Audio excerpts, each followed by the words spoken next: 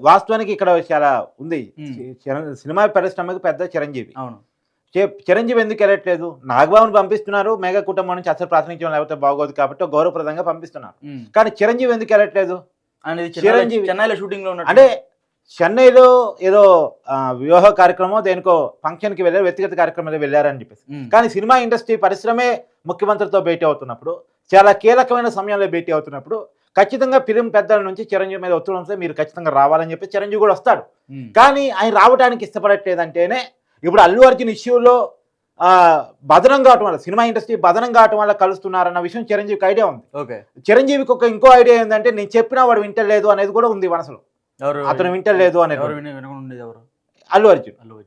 ఇప్పుడు press meet మనం వార్తలు వింటున్నాం కదా. సో కాబట్టి ఈ అన్ని పరిణామ క్రమంలో ప్రభుత్వంతో అనవసరంగా సినిమా ఇండస్ట్రీ కాంట్రవర్సీకి పోయిందని చిరంజీవి భావిస్తున్నారు.